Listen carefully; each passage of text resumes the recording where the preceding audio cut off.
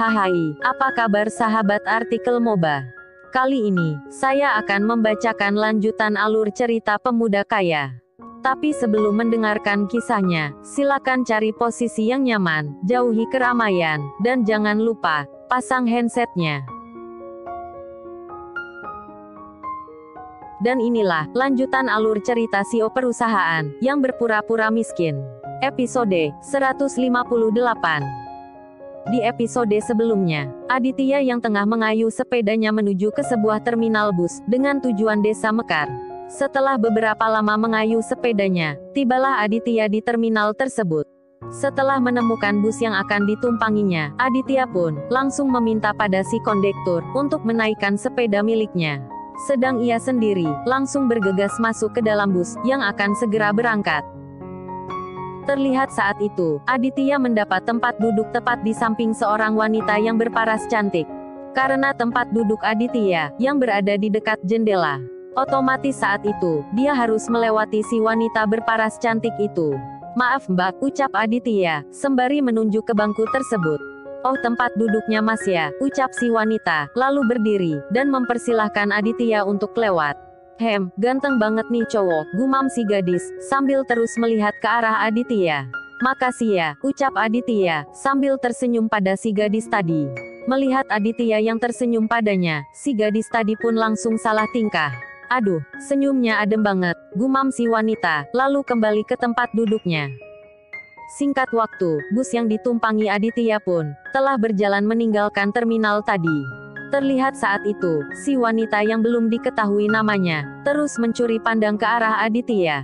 "Nih cowok mau kemana ya?" gumam si wanita, sambil terus mencuri pandang ke arah Aditya. Singkat waktu, hari pun beranjak siang. Terlihat saat itu, bus yang ditumpangi Aditya berhenti di sebuah warung makan. Setelah bus berhenti, satu persatu penumpang bus pun mulai turun. Melihat hal itu, Aditya pun bertanya pada si gadis yang masih berada di sebelahnya. "Loh, kok penumpangnya pada turun?" ucap Aditya. Mendengar ucapan itu, si gadis tadi pun berkata, "Oh itu, masnya nanya ke saya ya," ucap si gadis.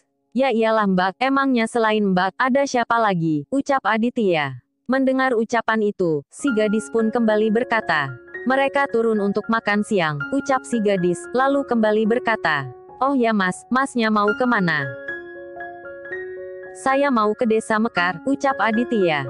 "Ah kebetulan banget, saya juga tinggal di Desa Mekar," ucap si gadis, lalu kembali berkata, "Masnya mau jengukin keluarga atau apa? Karena saya baru pertama lihat masnya, dan sudah pasti, mas bukan warga asli Desa Mekar dong," ucap si gadis. Mendengar ucapan itu, Aditya pun berkata, "Oh saya mau ke rumah teman, namanya Bimo." "Oh, temannya Mas Bimo toh," ucap si gadis. "Oh mbaknya kenal ya," ucap Aditya.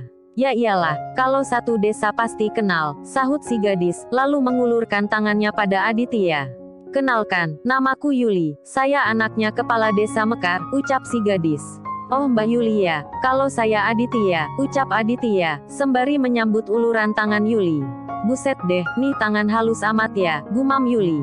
Setelah itu terdengar lagi, Yuli berkata, Mas Adit, tapi kan Bimonya enggak ada di rumah, dan rumahnya itu kosong loh Mas." "Iya, Bimonya sekarang lagi di Amerika," sahut Aditya. "Hah, Amerika? Ih Mas Adit nih pasti bercanda deh. Masa iya sih Mas Bimo ada di Amerika?" ucap Yuli, lalu kembali berkata, "Mas, kalau sampai Desa Mekar, jangan bilang seperti tadi ya, entar malah Mas Adit ditertawakan sama warga desa," bisik Yuli. Mendengar ucapan Yuli, Aditya pun bergumam, "Apa ini berarti warga desa tidak ada yang tahu kalau dulunya Bimo kuliah di luar negeri?" gumam Aditya, lalu kembali berkata, "Oh iya Yul, dengar-dengar di Desa Mekar lagi terjadi pengusuran ya?" "Oh iya Mas, menurut yang saya dengar dari Bapak, katanya ada proyek dari pemerintah gitu. Makanya, sudah banyak warga desa yang menjual tanahnya, karena lumayan, harganya juga terbilang mahal, dibanding jualnya ke sesama warga desa," ucap Yuli. Mendengar ucapan itu, Aditya pun terdiam, seperti memikirkan sesuatu. Setelah itu terdengar, Aditya berkata, "Tapi Yul, kalau semua tanahnya dijual, para warga desa mau kerja apa? Karena yang saya dengar dari Bimo, warga Desa Mekar itu, mayoritasnya adalah petani," ucap Aditya. "Ya kalau itu saya enggak tahu Mas," ucap Yuli. Mendengar ucapan itu, Aditya hanya menggelengkan kepala, lalu berkata, "Kira-kira, sudah berapa warga yang menjual sawah dan kebunnya pada si pengembang proyek? Kalau di desa Mekar sih, udah sekitar 5%. Tapi itu pun katanya, baru dibayar setengah," ucap Yuli, lalu kembali berkata, "Tapi 5% itu, hanya desa Mekar saja mas.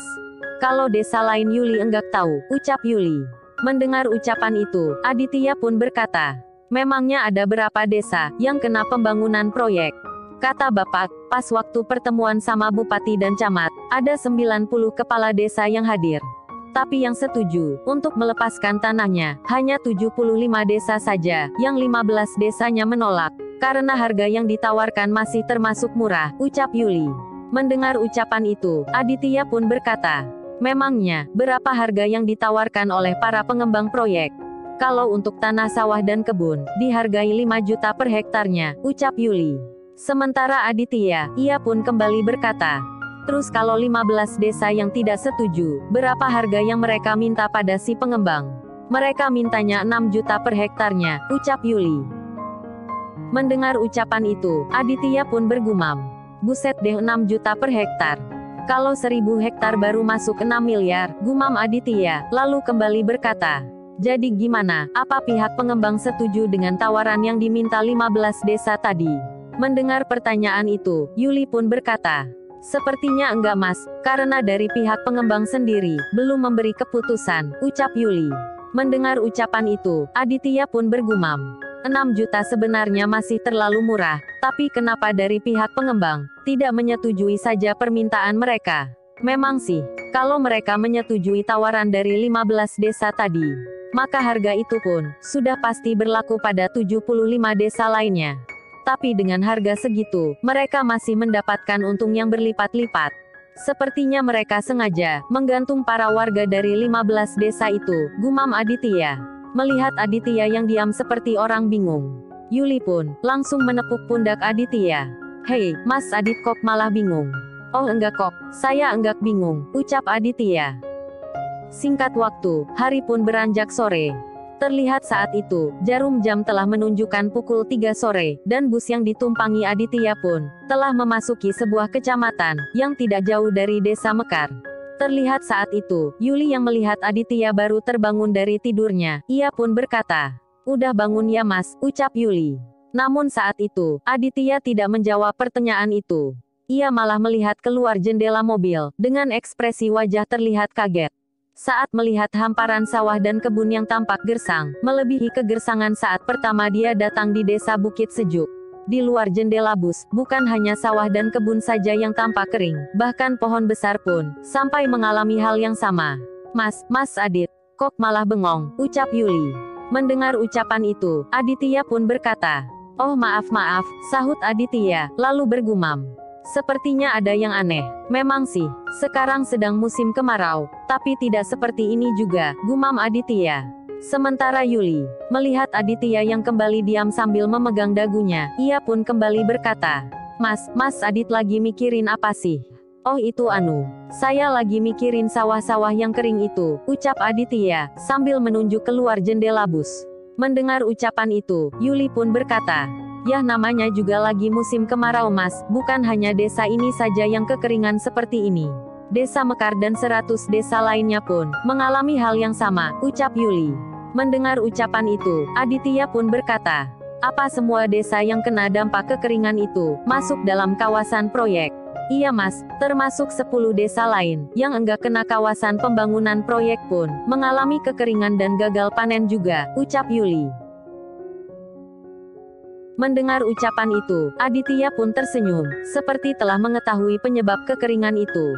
Singkat waktu, bus yang mereka tumpangi pun telah sampai di desa Mekar. Pak sopir, berhenti di sini Pak," ucap Yuli, lalu berkata pada Aditya, "Yuk turun mas, kita udah sampai nih." "Oh udah sampai ya?" "Iya mas," sahut Yuli, lalu kembali berkata, "Masnya udah tahu rumahnya Bimo?"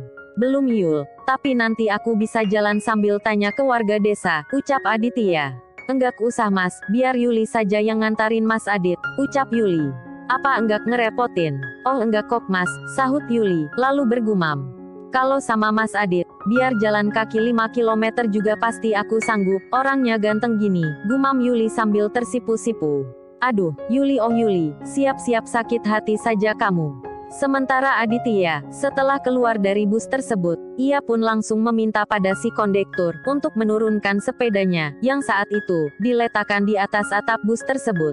Oh ini sepedanya Mas Aditya, tanya Yuli. Iya Yul, sahut Aditya. Ih bagus benar sepedanya Mas, ucap Yuli kembali berkata. Singkat waktu, setelah menurunkan sepedanya, Aditya pun langsung menghampiri si kondektur, lalu memberikan 5 lembar uang, dengan pecahan 100.000. Ini ya Mas, sekalian sama cewek itu, ucap Aditya, sambil menunjuk ke arah Yuli, yang saat itu sedang mengambil uang dari dalam tasnya, untuk membayar ongkos sewa bus yang tadi dia tumpangi. Waduh Mas, ini mah kebanyakan, ucap si kondektur. Udah enggak apa-apa ambil saja, ucap Aditya. Sementara Yuli, yang baru saja ingin memberikan sewanya pada si kondektur. Udah Mbak, tadi udah dibayarin sama temannya Mbak Yuli, ucap si kondektur. Dibayarin sama cowok itu ya? Tanya Yuli, sembari menunjuk ke arah Aditya. Iya Mbak, sahut si kondektur, lalu kembali masuk ke dalam bus, yang akan kembali berjalan menuju desa lainnya. Ayo Mas, sini Yuli antarin ke rumahnya Bimo, ucap Yuli. Setelah itu terlihat, Aditya pun langsung mengikuti langkah kaki Yuli, sambil mendorong sepeda miliknya. Mas Adit makasih ya, udah bayarin sewa bus tadi, ucap Yuli, sambil terus melangkahkan kakinya. Iya sama-sama, saya juga makasih, karena di dalam bus tadi, kamu udah temani saya ngobrol. Kalau enggak pasti aku bakalan bete, sahut Aditya. Saat itu, tanpa mereka sadari, mereka telah menjadi pusat perhatian warga setempat. Siapa tuh, cowok yang jalan bareng si Yuli? Mungkin itu temannya. Si Yuli nih, bisa-bisanya jalan bareng cowok lain. Padahal bulan depan kan, dia udah mau tunangan sama anaknya Pak Camat. Udah, jangan pikir yang macam-macam dulu, ucap para warga yang berdebat saat melihat mereka. Yul, kayaknya dari tadi, orang-orang pada liatin kita deh, ucap Aditya, yang telah menyadari hal tersebut.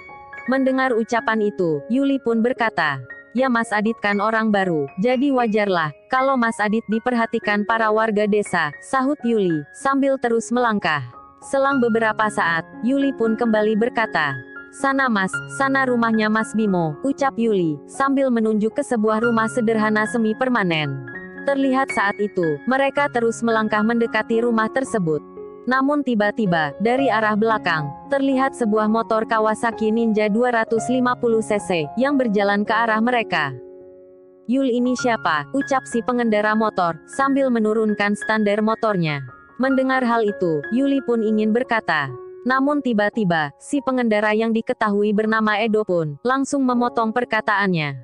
Saya tuh dari rumah, datang buat jemputin kamu.